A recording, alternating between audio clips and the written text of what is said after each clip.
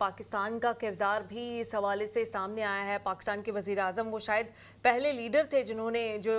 پیس packet, جو پیس deal Donald Trump کی جانب سے سامنے لائی گئی ہے، اس کو سپورٹ کرتے ہوئے وہ سوشل میڈیا پر دکھائی دیے ہیں۔ لیکن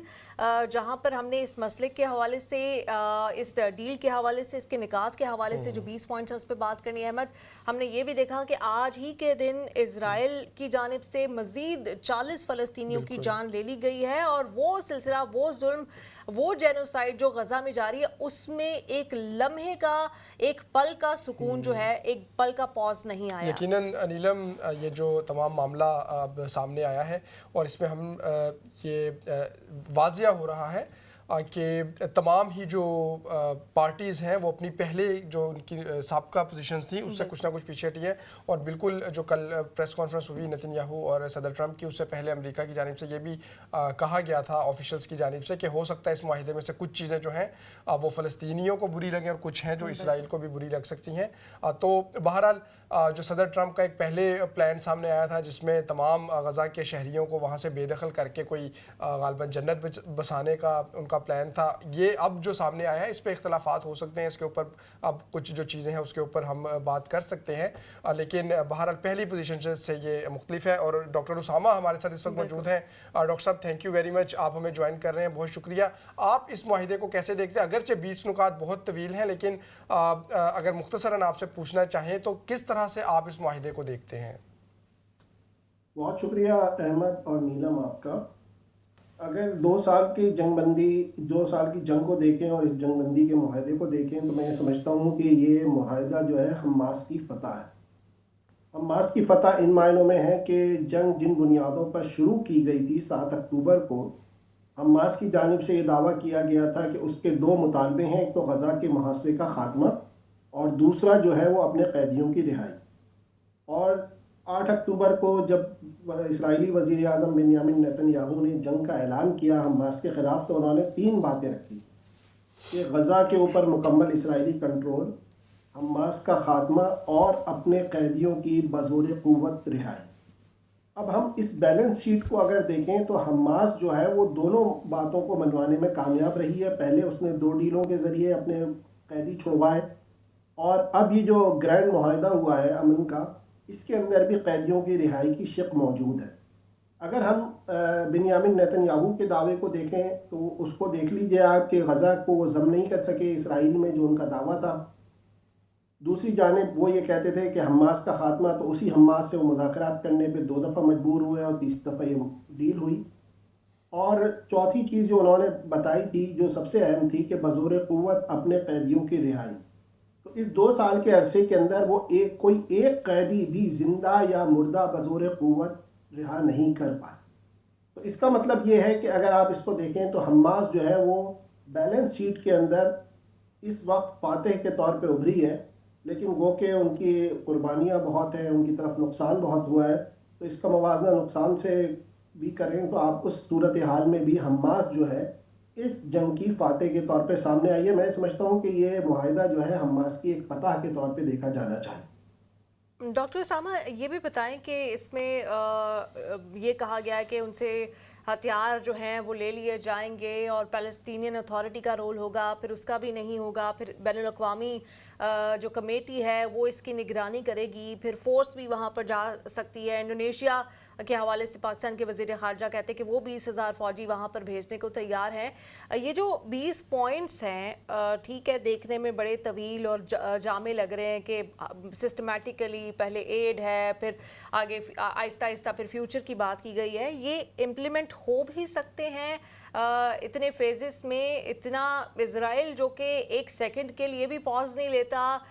بومبنگ میں اور وہاں پر فلسطینیوں کو مارنے میں، کیا وہ اتنا حوصلہ رکھے گا اور اس کے سامنے ری بلڈنگ فیز ہوگا، اس کے سامنے اہل غزہ دوبارہ سے اٹھیں گے، پھر ایک موقع پہ جا کے فلسطینی ریاست کی بات ہوگی، کیا وہ اس معاہدے کو چلنے دے گا؟ اگر آپ مجھ سے ایک لفظ میں پوچھنا چاہیں گی کہ یہ معاہدے کو چلنے دے گا، تو میں نہیں سمجھتا یہ معاہدہ دیر پا ہوگا۔ جس طرح اوسلو معاہدہ اور براہیمی معاہدہ ناکام ہو گیا، اس معاہدے کو بھی بہرحال ناکام ہی ہونا ہے، اور اس کی بنیادی وجہ جو ہے وہ اسرائیل کی ہٹ دھرمی ہے۔ اوسلو معاہدے اور براہیمی معاہدے کے باوجود اسرائیل نے نہ صرف اپنی سیٹلمنٹس کو بڑھنے سے نہیں روکا، بلکہ جو اوسلو معاہدے میں جس بات کی گارنٹی دی گئی تھی کہ فلسطینی ریاست کے قیام، اس کی جانب بھی اسرائیل نے کوئی پیش قدمی ہونے نہیں دی۔ لیکن اگر ہم دوسری طرف دیکھیں کہ اگر انٹرنیشنل فورسز یہاں پر آتی ہیں اس خطے کے اندر اور اسرائیل ان کے اوپر بمباری کرتا ہے یا غزہ کے اوپر بمباری کرتا ہے، وہ صورتحال بہت مختلف ہوگی اس سے کہ وہ حماس کے اوپر بمباری کرے۔ تو یہ ایک بہت اہم نقطہ ہے اس کے اندر کہ جو گارنٹرز ہیں پھر ان کو پکڑا جائے گا اور ان کی بھی بات سامنے آئے گی، اور دوسری جانب اگر فوج موجود ہوگی تو فوج سے فوج کا مقابلہ ہوگا، اس سے بھی صورتحال خراب ہو سکتی ہے۔ تو میں سمجھتا ہوں کہ اگر آپ پوچھیں کہ یہ معاہدہ کتنے عرصے چلے گا تو ہو سکتا ہے کچھ عرصے چل جائے۔ اس کو میں جنگ بندی کا معاہدہ کہتا ہوں، میں اس کو کوئی حتمی معاہدہ نہیں کہتا۔ جس طرح ہم نے 2 جنگ بندی کے معاہدے پہلے دیکھے، تو یہ 108 سال پرانا قضیہ ہے، اور آپ یہ دیکھیے کہ 2004 سے پہلے جو غزہ تھا وہ بھی اسرائیل کا حصہ تھا۔ 2004 میں غزہ کو اسرائیل نے چھوڑا ہے مزاحمت کی وجہ سے، تو اب دوبارہ غزہ جو ہے وہ اسرائیلی محاصرے سے نکل کر آ گیا ہے۔ تو میں یہ سمجھتا ہوں کہ یہ ایک امید کی کرن ہے، اور انٹرنیشنل فورسز کی موجودگی میں اس طریقے سے بے دریغ بمباری یا وحشیانہ کارروائیاں اسرائیل کے لیے ممکن نہیں رہیں۔ اور کچھ جو گھڑیاں ہیں سکون کی، وہ غزہ کی عوام کو، فلسطینی عوام کو میسر آ پائیں گی۔ آپ نے ڈاکٹر صاحب آغاز میں جو اس کو حماس کی فتح کہا، وہ یقیناً جو اسرائیلی بھی بہت سارے افراد ہیں وہ اسی طرح سے اس کو پورٹرے کر رہے ہیں، اور ان کا ایک اس میں سے کچھ لوگوں کا پوائنٹ آف ویو یہ ہے کہ وہ بھی اس چیز کو اپنے وزیر اعظم کی پسپائی قرار دے رہے ہیں۔ ہم تو بہرحال کسی کی بھی فتح اور شکست اس کو نہیں کہہ سکتے، اور ہم امید رکھتے ہیں کہ جو امن ہے اس کو موقع ملے گا، اور جس طرح سے قربانیاں دی ہیں غزہ کے عوام نے، بچوں نے، عورتوں نے، خواتین نے، ان کی اب قربانیوں کا ثمر ملے گا، اور ان کے اوپر جو ظلم و ستم ہو رہا تھا اس سے ان کو نجات ملے گی۔ ڈاکٹر صاحب یہ بتائیے گا، ہم دیکھ رہے ہیں کہ پاکستان کا اچانک سے اس منظر میں آنا، کیونکہ ٹھیک ہے پاکستان کا جب افغانستان کے تناظر میں گفتگو ہوتی تھی اس کی ایک سینس بنتی ہے، کشمیر کے تناظر میں، انڈیا کے تناظر میں، لیکن اچانک سے پچھلے کچھ عرصے سے پاکستان کو مشرق وسطیٰ میں، اور پھر خاص طور پہ اب جیسے گزشتہ روز جب صدر ٹرمپ اس بات کا اعلان کر رہے تھے اس میں بھی انہوں نے پاکستان کا ذکر بھی کیا، اور پھر آج وزیر خارجہ نے اور جو نائب وزیر اعظم ہیں انہوں نے ایک طویل پریس کانفرنس بھی کی، اپنا جو موقف ہے وہ بتایا، اس کا تمام بیک گراؤنڈ بھی بتایا۔ تو پاکستان کو اچانک سے اس معاملے میں آپ جو اس کی انٹری ہے اس کو کیسے دیکھتے ہیں؟ احمد دیکھیں، یہ قضیہ 108 سال پرانا ہے، اور پاکستان اس قضیے میں براہ راست نصف صدی سے زیادہ سے متعلق ہے۔ 1967 اور 1973 کی عرب اسرائیل جنگوں میں جب عرب ممالک سارے پلین ہو گئے تھے تو کون مدد کے لیے آیا تھا؟ پاکستان ہی آیا تھا نا مدد کے لیے۔ اور ابھی بھی آپ دیکھ لیجئے کہ اسرائیلی وزیر اعظم نے 6 اکتوبر اور 15 اکتوبر کو بار بار، 9 اکتوبر اور 15 اکتوبر کو جو بار بار بیان دیے ہیں اس میں پاکستان کا نام لیا ہے، کیٹاگوریکلی نام لیا ہے۔ تو پاکستان اس قضیے میں سے دور تو ہے جغرافیکلی طور پہ، لیکن اس سے سب سے زیادہ متعلق پاکستان ہے۔ تو پاکستان جو ہے اس معاملے کے اندر موجود تھا، موجود ہے اور موجود رہے گا، اور پاکستانی فورسز کی سعودی عرب تک موجودگی اور دفاعی معاہدے کے تحت موجودگی، کوئی ڈھکے چھپے موجودگی نہیں، دفاعی معاہدے کے تحت سعودی عرب میں موجودگی اسرائیل کے لیے ایک بہت بڑا تھریٹ ہے۔ تو لہٰذا پاکستان کو اس معاہدے میں شامل کرنا ناگزیر تھا، اور میں یہ سمجھتا ہوں کہ پاکستانی حکومت کے اوپر اب یہ ذمہ داری عائد ہوتی ہے کہ وہ اس معاہدے کے، کیونکہ ان کے امریکی صدر ڈونلڈ ٹرمپ سے بہت اچھے تعلقات ہیں، قطر اور سعودی عرب کے بھی بہت اچھے تعلقات ہیں، تو ان تینوں کی یہ ذمہ داری ہے کہ وہ اس معاہدے کی شقوں کے اوپر عمل درآمد کی ذمہ داری بھی قبول کریں۔ اور پاکستان اس معاملے کے اندر ایک کیٹلسٹ ہے، گو کہ وہ پیچھے سے اس معاملے کے اندر موجود ہے، لیکن پاکستان اس معاملے سے کسی ایک دن بھی غیر متعلق نہیں رہا اور نہ آئندہ رہے گا۔ ڈاکٹر اسامہ، پاکستانی حکومت کا جو اس پہ کردار ہے، آپ انٹرنیشنلی اس کو جیسے بھی دیکھا جا رہا ہو، آپ بھی اس کے اوپر تجزیہ کر رہے ہیں، لیکن ملک کے اندر، پاکستان کے اندر اس حوالے سے اس وقت بہت زیادہ چہمگوئیاں ہو رہی ہیں، لوگ بہت زیادہ تنقید کر رہے ہیں، لوگ کہہ رہے ہیں کہ فلسطین کا سودا کر لیا، اور بڑی ہارش سٹیٹمنٹس اور اس طرح کی تنقید بھی سامنے آ رہی ہے۔ آپ کو لگتا ہے کہ کہیں پاکستان نے اپنے قیام پاکستان سے لے کر آج تک جو فلسطین پر موقف ہے اس حوالے سے کوئی ایک سٹیپ پیچھے لیا ہے؟ ہم نے دیکھا کہ جو فاطمہ بھٹو ہیں، ہیومن رائٹس ایکٹیوسٹ ہیں، پیلسٹائن کے لیے بڑی آواز بھی اٹھاتی ہیں، انہوں نے بھی کہا کہ میرا پاسپورٹ جو ہے، پاکستانی پاسپورٹ، وہ آج تک بھی یہ کہتا ہے کہ اسرائیل کے علاوہ یہ ہر جگہ اپلیکیبل ہے تو پاکستان کو 2 ریاستی حل کے لیے بھی نہیں ماننا چاہیے. بہت سارے لوگ پش کر رہے. تو پاکستان کے اندر سے جو آوازیں اٹھ رہی ہیں, جماعت اسلامی بھی آواز اٹھا رہی ہے, باقی پارٹیز بھی, جسٹیفائڈ ہیں وہ آواز اٹھانے میں؟ دیکھیں, ایک تناظر تو آپ یہ دیکھ لیجئے کہ 2 ریاستی حل اس فورم کا مطالبہ ہے کہ جس کے اندر پاکستان موجود ہے, جس کو اقوام متحدہ کہتے ہیں. کیونکہ یہ بائنڈنگ ہے تو پاکستان اس سے انحراف نہیں کر سکتا. پاکستان یہ نہیں کہہ سکتا کہ ہم 2 ریاستی حل کو نہیں مانتے. دوسری بات یہ کہ پاکستان آیا اسرائیل کو تسلیم کر لے گا, یہ ایک الگ معاملہ ہے. یعنی کہ 2 ریاستی حل کی قرارداد UN سے منظور ہوئے عرصہ گزر گیا, لیکن بہت سارے ممالک نے فلسطین کو تسلیم نہیں کیا, اور پاکستان ان ممالک میں شامل ہے, چند ایک میں, جنہوں نے اسرائیل کو تسلیم نہیں. تو 2 ریاستی حل کی بات کرنا اقوام متحدہ کے فورم کی بنیاد کے اوپر یہ الگ معاملہ ہے, اور اسرائیل کو تسلیم کر لینا یہ ایک بنیادی طور پہ بالکل ہی الگ معاملہ ہے. پاکستان کے اندر بہت ساری مہم جوئی اس حوالے سے ہو چکی ہیں, پرویز مشرف کے دور سے لے کر عمران خان کے دور تک, اور اب دوبارہ اس کی جب بازگشت سنائی دی جا رہی ہے تو پاکستان اس کو کیٹاگوریکلی انکار کر رہا ہے کہ پاکستان اسرائیل کو تسلیم نہیں کرے گا. جہاں تک بات ہے کہ پاکستانی حکومت کے سفارتی محاذ کے اندر, تو آپ نے اقوام متحدہ کی جنرل اسمبلی میں بھی دیکھ لیا اور باقی بھی اقوام متحدہ کے ہر فورم میں دیکھ لیا کہ اگر کسی کا مقابلہ اسرائیلی سفارتکار کا ہو رہا ہے تو پاکستانی سفارتکار سے ہو. تو پاکستان اس حوالے سے بالکل فرم ہے, اور پاکستان کی خارجہ پالیسی میں سمجھتا ہوں بہت سارے عرب ممالک کے مقابلے میں بہت اچھی ہے. تو پاکستان اسرائیل کو تسلیم نہیں کرنے جا رہا, اور پاکستان اگر اسرائیل کو تسلیم کرنا ہوتا تو میں سمجھتا ہوں کہ اس معاہدے سے پہلے پاکستان اسرائیل کو تسلیم کر لیتا. یہ معاہدہ ضرور اس بات کی بنیاد رکھے گا کہ فلسطین, جو کہ کل تک ایک اجنبی مملکت تھی, 151 ممالک میں اس کو تسلیم کر لیا گیا ہے, لہٰذا پاکستان اور دیگر ممالک کے اوپر اس کے اوپر دباؤ ضرور آ سکتا ہے کہ وہ اسرائیل کو تسلیم کریں. لیکن میں نہیں سمجھتا کہ پاکستان کی خارجہ پالیسی کے اندر یا پاکستان کی حکومت کے موقف کے اندر کوئی بھی ایسی بات موجود ہے کہ وہ اسرائیل کو تسلیم کرنے جا رہے ہیں. اچھا ڈاکٹر صاحب, یہ جو معاملہ ہے, اب ہم نے دیکھا کہ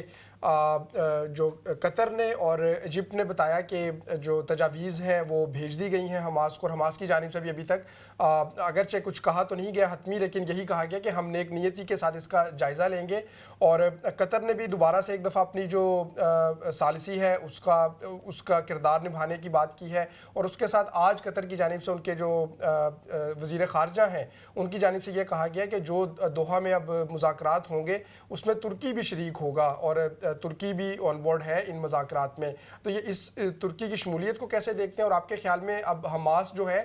وہ کیا اس کا جواب دے گی؟ کیا اس کے پاس یہ حق ہے ابھی بھی کہ کچھ جو شکے ہیں ان کو وہ مسترد کر دے یا ان میں ترامیم کا کہہ سکے؟ جی احمد, پہلی بات یہ ہے کہ حماس کیا اس کو مسترد کر دے گی. مجھے نہیں لگتا کہ حماس اس کو مکمل طور پہ مسترد کرے گی. کچھ شقوں پہ ان کا اختلاف موجود رہے گا, اور ڈونلڈ ٹرمپ جس قسم کے آدمی ہیں وہ کوئی بھی ایسے معاہدے کا اعلان نہیں کرتے جس کے اندر حماس کی رضامندی یا ان کا عندیہ شامل نہیں ہوتا. تو کچھ معاملات تو ایسے ہیں کہ جس کے اوپر شائبہ ہو سکتا ہے, خاص طور پہ حماس کو غیر مسلح کرنا اور ٹونی بلیئر کی غزہ کے اندر موجودگی. یہ 2 متنازعہ معاملات ہیں جو ابھی بھی حماس کی جانب سے اس کے اوپر تھوڑی سی ریزسٹنس آئی ہے. تو بہرحال حماس کے جواب کا انتظار کرنا چاہیے. قبل از وقت کچھ بھی کہنا ممکن نہیں ہوگا, لیکن یہ اس بات کی انڈیکیشن ضرور ہے کیونکہ حماس نے کیٹاگوریکلی اس معاہدے کو ریجیکٹ نہیں کیا ہے, تو شاید حماس اس کے اندر کچھ ترامیم کر کے یا کچھ باتیں اپنی منوا کے اس کو منظور کر لے. جہاں تک بات ہے ترکیہ کی, تو ترکیہ ہی اصل میں 1917 میں جو ہے وہ فلسطین کا حاکم تھا جب سے یہ مسئلہ شروع ہوا ہے,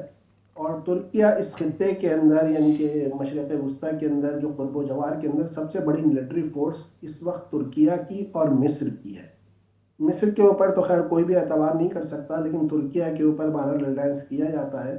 تو اسرائیل بھی یہ چاہے گا کہ ترکیہ کو کسی طریقے سے آن بورڈ لیا جائے, کیونکہ اس کے سفارتی مراسم اسرائیل کے ترکیہ کے ساتھ بھی موجود ہیں. تو ترکیہ اس کے اندر ایک میڈیشن کا کردار مزید نبھا سکتا ہے. تو ترکیہ کی شمولیت اس معاہدے کو آگے تک لے جانے میں ایک کارگر ثابت ہو سکتی ہے. ڈاکٹر اسامہ, جو آکیوپائڈ ویسٹ بینک ہے جو اور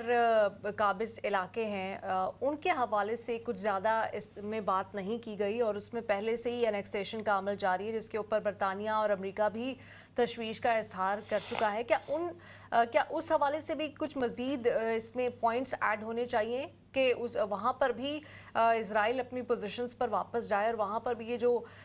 زور زبردستی کر کے زمینوں پر دیہاتوں پر قبضے کیے جا رہے ہیں ان میں کمی لائی جائے؟ نیلم دیکھیں، ابھی تو جنگ بظاہر جو ہیوی جنگ شامل تھی، یعنی کہ بہت زیادہ گھمسان کی جنگ شامل تھی، وہ غزہ میں تھی۔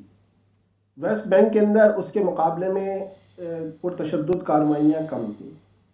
اب جب کہ 151 ممالک نے فلسطین کو بطور ریاست تسلیم کیا ہے، تو بہت سارے ممالک کا بشمول برطانیہ کا اس بات پہ اسٹانس ہے کہ 1967 کی عرب اسرائیل جنگ سے قبل کی باؤنڈریز کے اوپر فلسطین کو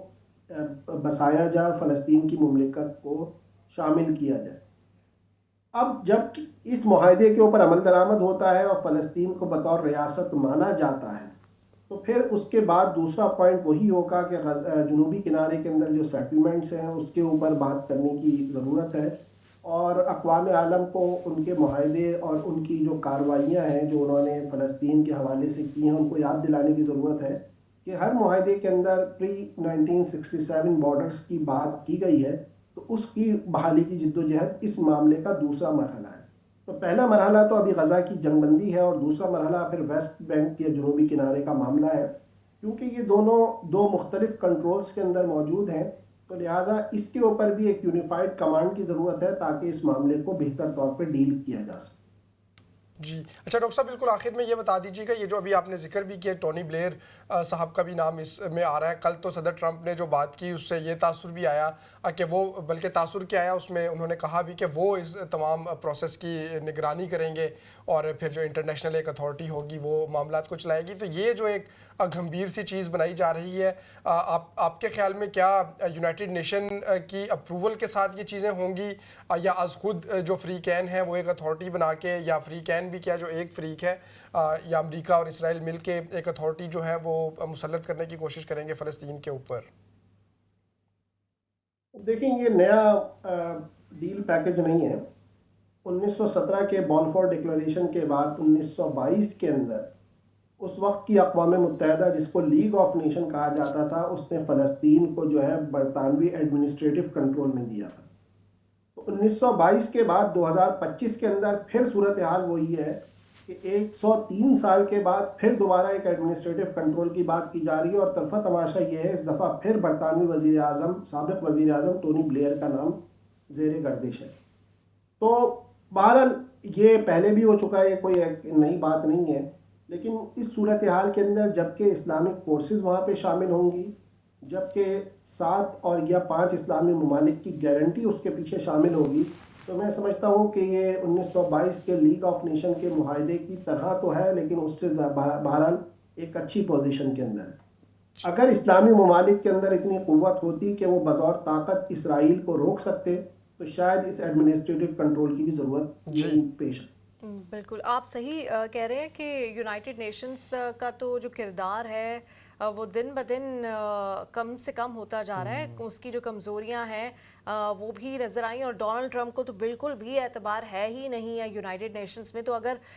جیسا کہ ڈونلڈ ٹرمپ نے پچھلے دنوں یہ تانا دیا تھا کہ جنگیں تو میں رکوا رہا ہوں، یونائٹڈ نیشنز کیا کرتی ہے، تو پھر اگر خود یونائٹڈ نیشن میں کھڑے ہو کے انہوں نے یہ بات کہی تھی، تو اب یونائٹڈ نیشن، اب یہ سیز فائر بھی اگر یونائٹڈ نیشنز کے بغیر ہو جائے گا تو اس کے بعد پھر سمجھ نہیں آتی کہ ان کا کیا کام رہ جائے گا۔ بہت شکریہ ڈاکٹر اسامہ، آپ نے ہمیں جوائن کیا۔